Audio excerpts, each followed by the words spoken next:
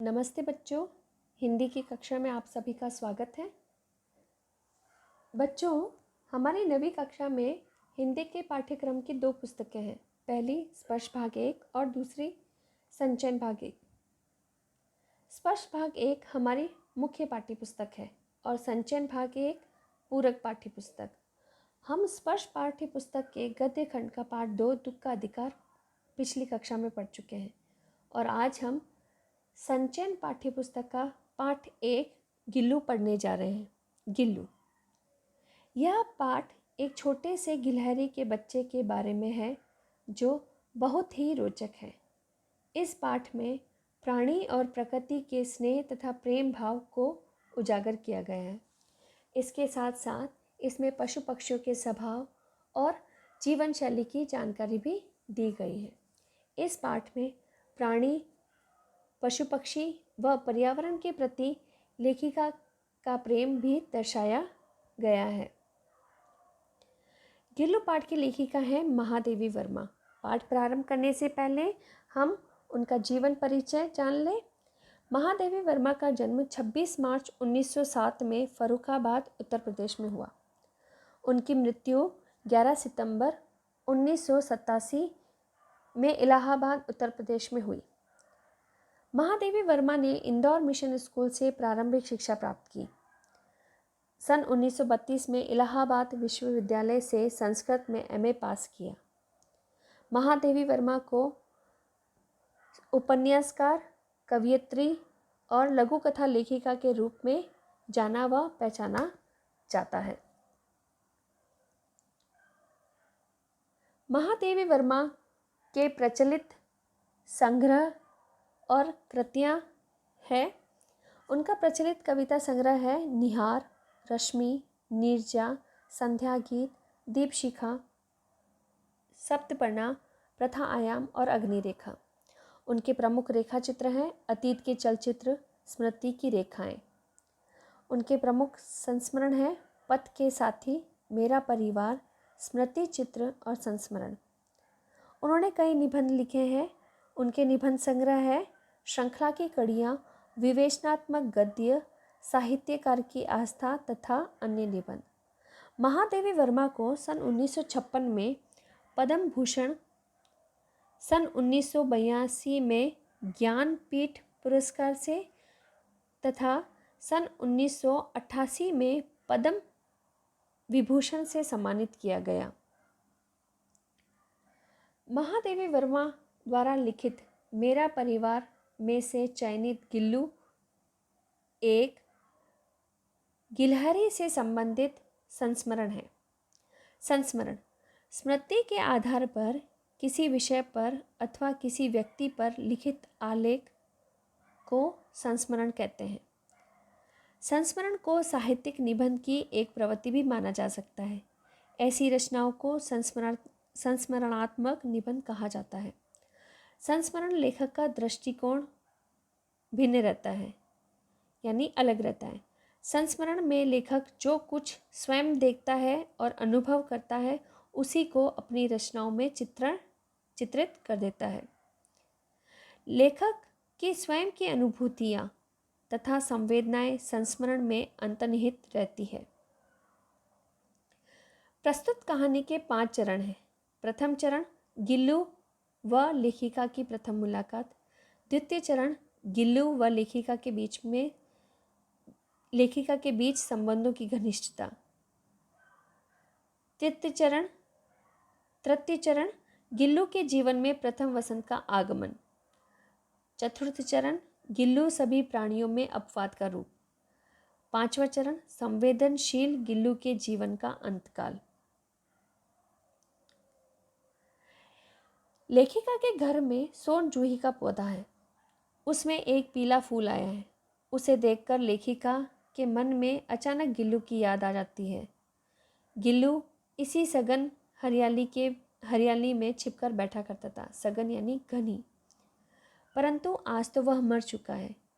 लेखिका पुराने दिनों की बातें याद करते हुए कहती है कि अचानक एक दिन सवेरे कमरे से बरामदे में आकर मैंने देखा कि 2 कौवे एक गमले के चारों ओर चोंचों से छुआ-छुएल जैसा खेल खेल रहे थे। अर्थात छुआ-छुएल का खेल यानी चुपके से छूकर छुप जाना और फिर से छूना। लेखिका ने देखा कि दो कौवे कुछ खेल सा खेल रहे थे। वहां जाकर देखा तो पता चला कि गमले और दीवार के बीच में फंसे एक गिलहरी के नन्हे बच्चे पर वे चोंच मार रहे हैं। महादेवी ने उन्हें हटाया। गिलहरी का बच्चा गमले में चिपटा पड़ा था। उसके बचने की कोई आशा नहीं थी। यहाँ पर कौवों को काकभुशुंडी कहा गया है। काकभुशुंडी भी विचित्र पक्षी है, अर्थात यह इसलिए कहा गया है कि जो कौवा होता है उसे हम आदर भी देते हैं और उसका अनादर भी करते हैं। अनादर और आदर इसीलिए किया जाता है कि हम मानते हैं कि हमारे बेचारे पुरखे न तो गरुड़ के रूप में आ सकते हैं और न ही मयूर या हंस के रूप में। उन्हें पितृपक्ष में हमसे कुछ पाने के लिए या पाने की कुछ इच्छा होती है तो उन्हें काक बनकर ही आना पड़ता है। इतना ही नहीं, अगर हमारे दूर के कोई रिश्तेदार या प्रियजन आते हैं तो हम हमारी छत पर जो कौवा बैठा होता है, अगर वो काँव काँव करता है तो हम ये कहते हैं कि आज हमारा कोई रिश्तेदार या प्रियजन आएगा। और दूसरी ओर उसकी कर्कश काँव काँव जैसी कर्कश की आवाज़ हमें बिल्कुल अच्छी नहीं लगती। इसीलिए हम अपने पूर्वजों के रूप में और मेहमानों के या अपने प्रियजनों के आने की सूचना देने के संदर्भ में हम उसको सम्मान देते हैं और उसकी काँव काँव की आवाज़ जो हमें पसंद नहीं आती है, इसके संदर्भ में हम उसे अपमानित करते हैं या उसका तिरस्कार करते हैं।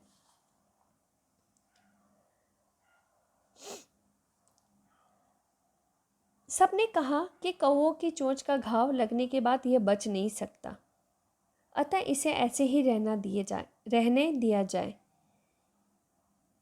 परंतु मन नहीं माना। उसे हौले से उठाकर अपने कमरे में ले आई। फिर रुई से रक्त पोंछकर घावों पर पेनिसिलिन का मरहम लगाया। फिर रुई की पतली बत्ती को दूध से भिगोकर जैसे तैसे उसके मुंह में लगाया, पर मुंह खुल न सका और दूध की दोनों बूंदें दोनों ओर लुढ़क गई। यानी दूध की जो बूंदें थी वो उसके मुंह के दोनों ओर लुढ़क गई।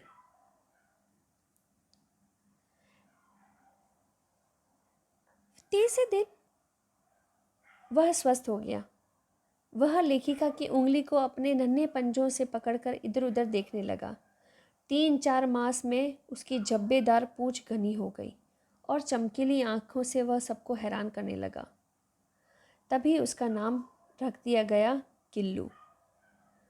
उसे फूल की डलिया में रुई बिछाकर जगह दे दी गई और डलिया को तार पर लटका दिया गया। वह 2 वर्षों तक इसी झूले में और वहीं झूलता रहा और कांच के मनकों जैसी आंखों से इधर उधर देखता रहा। गिल्लू लेखिका का ध्यान अपनी ओर आकर्षित करना चाहता था। इसके लिए वह कुछ भी करने को तैयार होता। सभी उसकी समझदारी और उसके कार्यकलापों पर आश्चर्य करते। लेखिका कहती है, जब भी मैं लिखने बैठती तब वह मेरी ओर अपना ध्यान आकर्षित करना तब वह अपनी ओर मेरा ध्यान आकर्षित करने की कोशिश करता रहता और इसकी यह इच्छा इतनी तीव्र होती जिसका उसने एक उपाय खोज निकाला। वह मेरे पैर तक आकर सर से पर्दे पर चढ़ जाता और फिर तेजी से उतरता।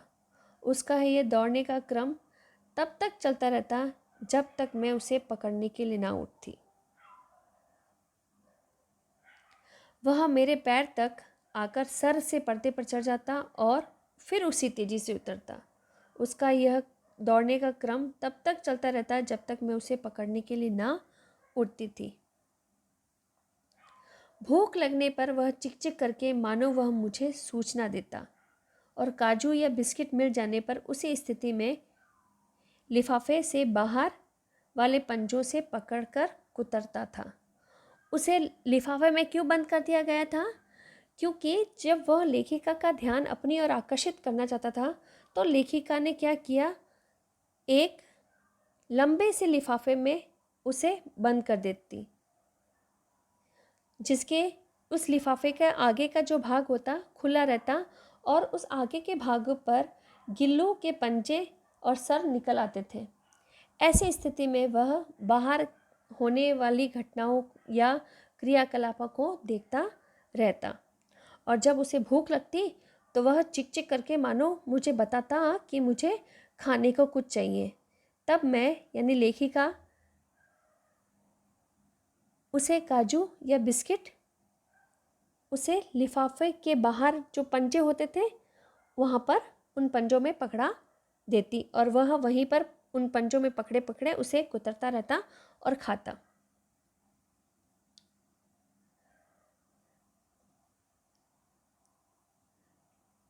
गिल्लू के जीवन का पहला बसंत आ गया। कुछ गिलहरियां खिड़की की जाली के पास आकर चिकचिक करने लगती। गिल्लू भी प्यार से बाहर झांकने लगता। महादेवी ने उसकी जाली का एक कोना खोलकर उसे जाने का मार्ग दे दिया। यानी लेखिका को लगा कि उसके जीवन का पहला वसंत आ गया है, यानी वह जवान हो गया है, और बाहर की गिलहरियां आकर खिड़की के पास उसे देखती है और चिकचिक करने लगती है, और वह भी प्यार से बाहर झांकने लगता है। तो महादेवी वर्मा ने क्या किया कि जाली का एक कोना खोलकर उसे जाने का मार्ग दे दिया, यानी रास्ता दे दिया, और उसने भी मुक्ति की सांस ली। महादेवी जब भी अपना कमरा खोलकर अंदर आती, गिल्लू सिर से पांव तक दौड़ लगाने लगता। यह उसका रोज का क्रम बन गया था।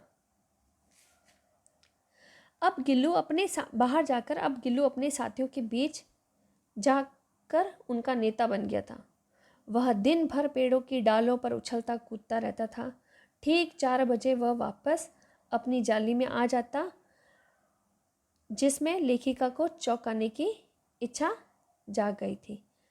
जाली में आ जाता, जिसमें यानी अब गिल्लू में क्या हुआ, लेखिका को चौंकाने की इच्छा जागने लग गई थी। इसलिए वह कभी फूलदान में छुप जाता था और कभी पर्दे की चुन्नट में छिप जाता था। गिल्लू को जाली से बाहर निकालने का जो रास्ता था वह सचमुच ही उसकी मुक्ति का साधन था, लेकिन इतने छोटे से जीव को घर में पले कुत्ते बिल्लियों से भी बचाना एक समस्या थी, क्योंकि महादेवी वर्मा को पशु पक्षियों से बहुत ही प्यार था और उनके घर में कई प्रकार के पशु पक्षी और जानवर रहते थे।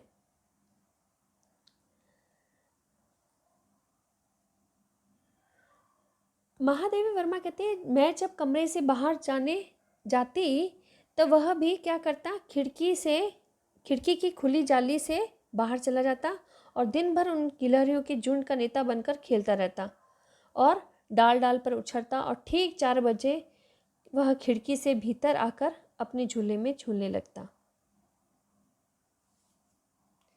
और यही उसकी रोज की दिनचर्या हो गई थी। जैसा कि मैंने बताया कि महादेवी वर्मा के घर में अनेक पशु पक्षी थे। सभी का लेखिका से लगाव था, मतलब लेखिका सभी पशु पक्षियों को प्यार करती थी, किंतु गिल्लू को छोड़कर कोई भी महादेवी की थाली में आकर खाना नहीं खा सकता था, क्योंकि गिल्लू इन सब में अपवाद था। लेखिका कहती है, मैं जैसे ही खाने के कमरे में पहुंचती, वह खिड़की से निकलकर आंगन की दीवार बरामदा पार करके मेज पर पहुंच जाता और मेरी थाली में बैठ जाना चाहता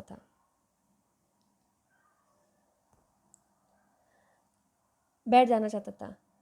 मैंने बड़ी मुश्किल से उसको थाली के पास बैठकर खाना सिखाया और वह बड़ी सफाई से एक एक चावल उठाकर खाता और काजू कुतरता रहता था।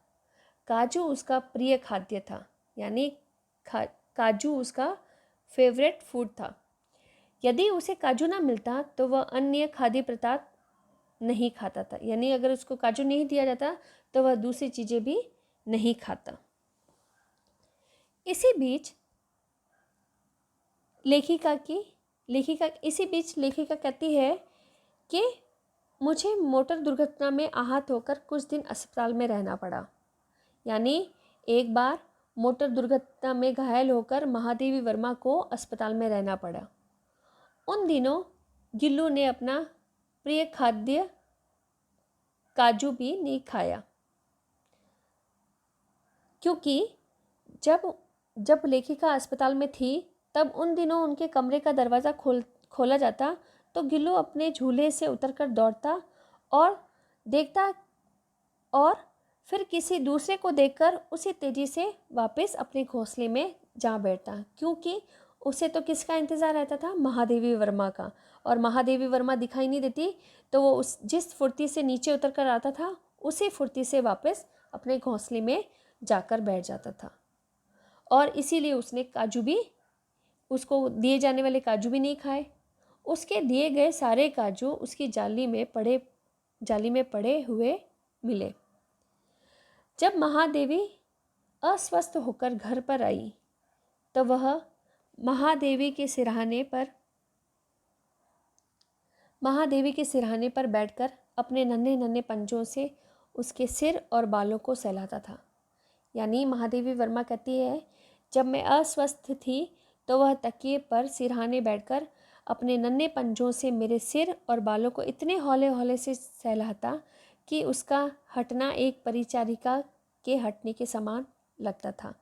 यानी जब वो बीमार होती थी और वो गिल्लू अपने पंजों से उनके सिर को और माथे को सहलाता था तो ऐसा लगता था कि जैसे एक सेविका उनकी सेवा कर रही है, और वो जब वो हट जाता था ऐसा लगता था कि वह सेविका वहाँ से हट गई है।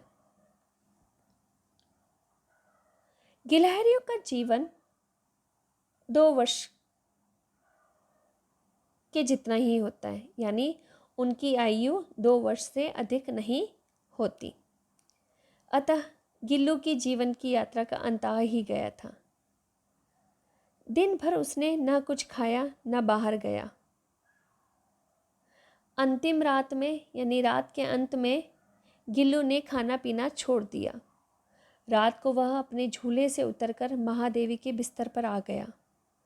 उसने महादेवी की उंगली पकड़ ली जिसने बचपन में उसे बचाया था। उसके पंजे ठंडे हुए जा रहे थे। महादेवी वर्मा ने गर्मी देने के लिए हीटर जलाए। महादेवी वर्मा ने उसके पंजों को और उसके शरीर को गर्मी देने के लिए क्या किया? हीटर जला दिया, ताकि उसकी उष्णता यानी गर्मी प्राप्त हो सके। परंतु प्रभात की पहली किरण के स्पर्श के साथ ही वह किसी और जीवन में जागने के लिए सो गया। अर्थात सुबह होने से पहले ही उसके प्राण निकल चुके थे। अब गिल्लू का झूला उतारकर रख दिया गया और खिड़की की जाली भी बंद कर दी गई, परंतु गिलहरियों की नई पीढ़ी जाली के उस पार चिक चिक करती ही रहती है और सोन जूही पर बसंत आता ही रहता है। वे न जाने क्या चिक चिक करती हैं। जो नई पीढ़ी की गिलहरियाँ आती है वो जाली के पास आकर चिक चिक करती है, तो लेखिका कहती है कि पता नहीं वो क्या चिक चिक करती है। उन्हें समझ में नहीं आता कि वो क्या कहना चाहती हैं। जब गिल्लू मर गया तो इसी सोन जूही की लता के नीचे इसकी समाधि बना दी गई। समाधि यानी जब मृत्यु हो जाती है तो उसके शव को ज़मीन के अंदर दफना दिया जाता है। तो सोन जूही की इसी लता के नीचे गिल्लू को समाधि दी गई। इसीलिए भी क्योंकि उसे यह लता सबसे अधिक प्रिय थी। इसलिए भी कि उस लघुगात का यानी इस छोटे से प्राणी का किसी वासंती दिन जूही के पीताम्बर छोटे से फूल में खिले जाने का विश्वास मुझे संतोष देता था। यानी जब गिल्लू की मौत हो गई तो उसे उसी सोन जूही की लता के नीचे दफना दिया गया जो उसकी सबसे प्रिय थी। और लेखिका को ये विश्वास था कि शायद वसंत के दिनों में इसी जूही के छोटे से पीले फूल के रूप में गिल्लू वापस आ जाएगा, और यही विश्वास लेखिका को संतोष देता था। बच्चों, इस कहानी से हमें शिक्षा मिलती है कि हमें किसी भी प्राणी का तिरस्कार नहीं करना चाहिए। पशु पक्षियों में भी संवेदनाएं होती हैं, वे मानव के प्रेम को पहचानते हैं। अगर हम पशु पक्षियों की मदद करते हैं तो वे भी हमारी मदद करते हैं, इसलिए हमें उनकी संवेदनाओं को समझना चाहिए। हमें पशु पक्षियों के प्रति अपना व्यवहार सौहार्दपूर्ण रखना चाहिए, यानी हमदर्दी रखनी चाहिए। इस पाठ द्वारा पशु पक्षियों को स्वच्छंद और मुक्त रखकर उनके स्वाभाविक विकास की भावना को बनाए रखने का प्रोत्साहन भी मिलता है। उम्मीद करती हूँ छात्रों कि आपने यह पाठ अच्छे से सुना और समझा होगा। अगली कक्षा में हम नए पाठ के साथ फिर मिलेंगे। स्वस्थ रहें, सुखी रहें। धन्यवाद।